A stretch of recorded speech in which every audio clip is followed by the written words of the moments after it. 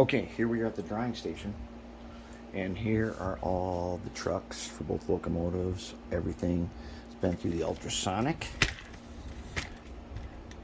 Everything's nice and clean. Now all these wheels got to go over to the wheel polishing station, where we'll use the Harbor Freight 3-inch grinder with the special polishing wheel on it, the fiber wheel.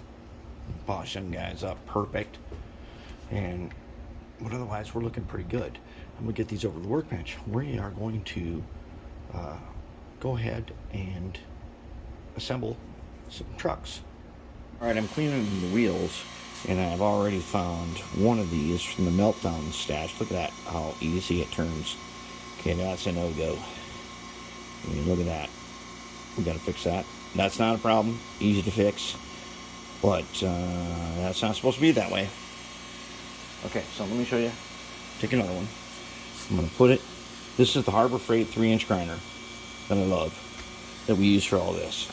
And I don't have the groove built into this one because I've been doing other stuff, but we're working on it. It will make a groove for wheel polishing, which will make this super easy. As it gets worked in, whoops, that happens, there will be a groove cut in here that conforms to the wheels.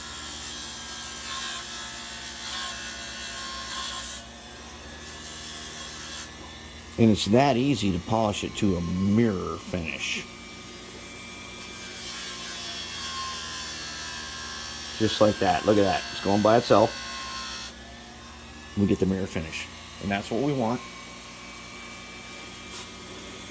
And then we'll gauge them and we'll set them. And we're going to use some amazing goop to make sure that they don't spin like that one did.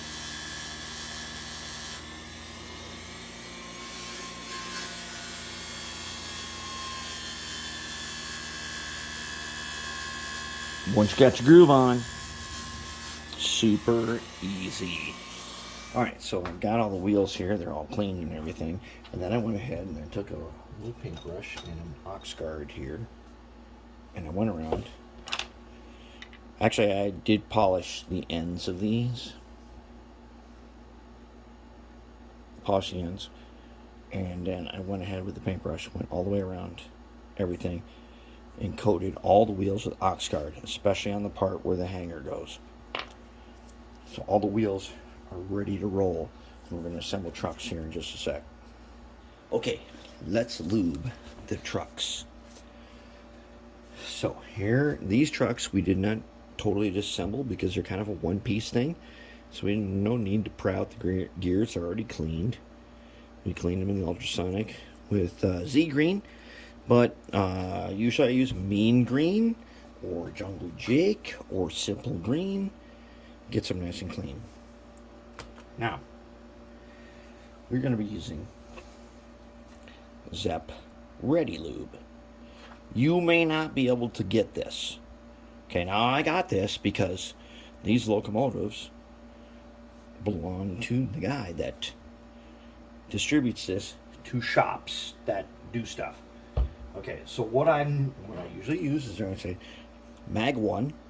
This you can get either Mag 1 or Valvoline high temp disc brake wheel bearing grease.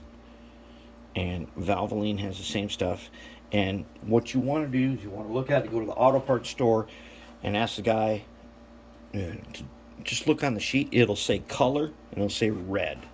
It'll be lithium grease that is red. But since these are for this guy, we're using this. And I've been using this on other stuff too. It's good stuff. All red lithium is a far superior grease to anything that anyone has used for model trains in the past. It never hardens, and it never it doesn't spread, doesn't get all over the place. And as I've said many times before, I had lubed up with this Mag 1 72 locomotives. I put them in a storage garage where they had to stay for 20 years in ridiculously cold and ludicrous hot temperatures. And they come out perfect. because it doesn't spread, doesn't harden. Okay, and you don't need much of it. Now, let's take a look at it. Okay, so I'm going to take my little screwdriver here, and I'll pull some out. Okay, now see the stringy? Okay. What this is a special, it's a soap. And here it says non-melt grease, specially formulated with extreme pressure and anti-wear additives for heavy-duty service. One of the few greases to withstand heavy shock load, impact pressures, load capabilities, blah, blah, blah, blah, blah. Anyways, this is the stuff because it stays where you put it. This tiny dab on this tiny screwdriver here is going to be more than enough to do these guys. Okay, so I'm going to put this. This is way too much. Okay, I'm going to put this on here. We don't need that much. We want to wipe on one side only. We're not going to rotate around to do any more. We want to get like that much at the most. I'm going to put more on the back here. Second set. And oops, I missed. Okay. Now, when you spin this around, let's take a look. See the string forming? The string? That means you did it right. And you can wipe off the excess. Okay, you want that string to form. Now, this grease is not like your old school stuff. It will not let you down. Now, I'm going to put a little more. I don't really have to at this point, but I'm going to. I'm going to put just on one side of the wheel.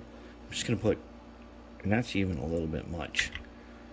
Probably, we don't need that much. One side only. We don't spin it around, try to put it everywhere. We let that, it'll handle itself. Okay, couple of teeth. And, okay, if we don't put too much, it won't collect anywhere. The only places it will collect are where it's not needed at all. And if it does collect, it'll just stay where it is. All right, and I'm going to put just these two guys on. We'll get to the middle guy later. Okay, so now I got them on here. I'm going to go ahead and I'm going to roll them.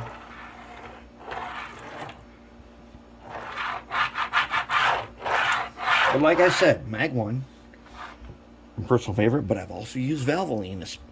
And Valvoline's got the same good stuff. Okay, so now if you can see, the very top gear has already formed a string. Oops. Has already formed a string on it. That means we're good. It means we're done. We got it. That's it. Okay, that's all the grease you use. And this grease lasts for, as far as I could tell, forever.